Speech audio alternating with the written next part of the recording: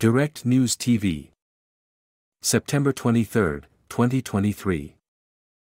Ukraine-Russia Live News, new attack targets Moscow-occupied Crimea.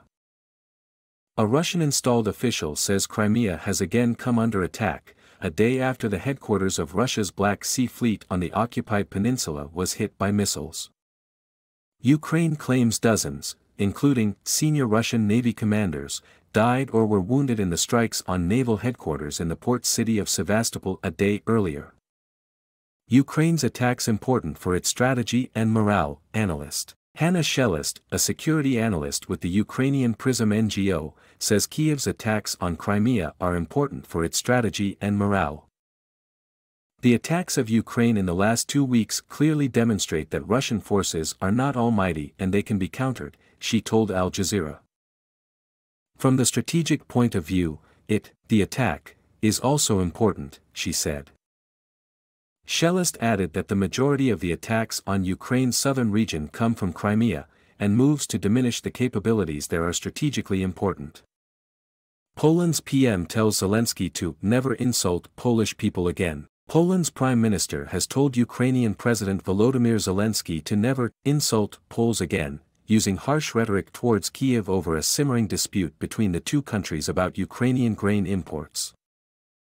Zelensky angered his neighbors in Warsaw, a key military ally against Russia, when he told the United Nations General Assembly in New York this week that Kyiv was working to preserve land routes for its grain exports amid a Russian blockade of the Black Sea, but that political theater around grain imports was helping Moscow's cause.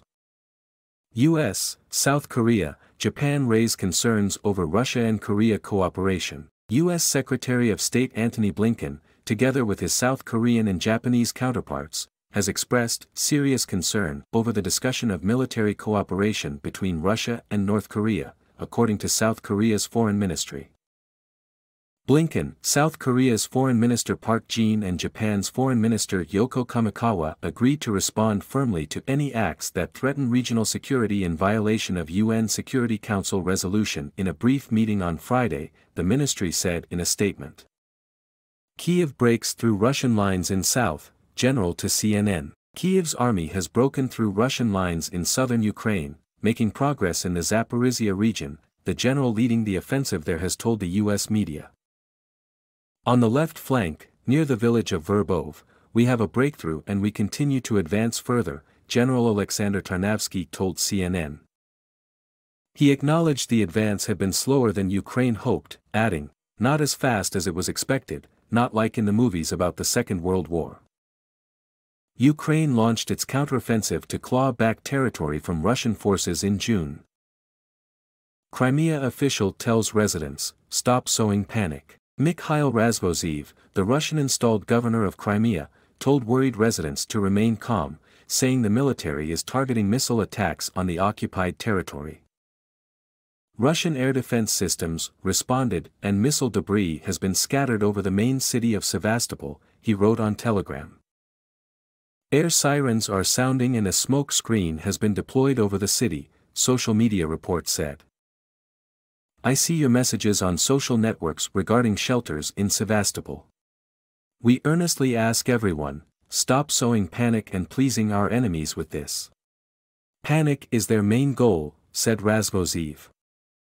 Ex-Wagner commander detained in Norway. Norwegian police have arrested a former commander of the Wagner mercenary group on suspicion that he tried to illegally cross the border back into Russia after seeking asylum in Norway earlier this year, according to the man's lawyer. Andrei Medvedev, who escaped Russia in January via its Arctic border with Norway, has described running as Russian guards fired shots at him. He has spoken about his time fighting in Ukraine as part of the Wagner group.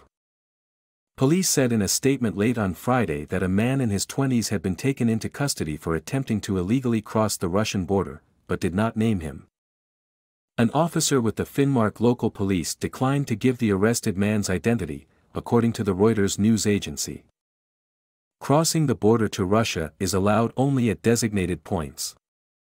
Ukrainian heavy artillery inflicts heavy toll on Russian lines near Bakhmut. The use of heavy weapons supplied by the West in the fierce battle raging on the outskirts of eastern Bakhmut region is inflicting a significant toll on enemy lines, Ukrainian commanders have told the Reuters news agency.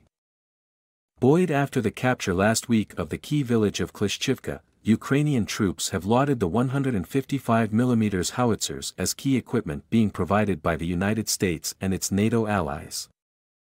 Unit Commander Oleksandr said Ukraine's armed forces very much rely on heavy artillery, including the Polish-made Krab gun and the US-made M109 self-propelled howitzer.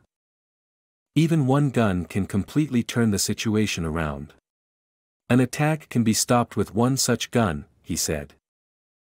My name is Kingsley. Please like, share, subscribe and hit that notification bell so you can be the first to be notified whenever we post. You won't regret it.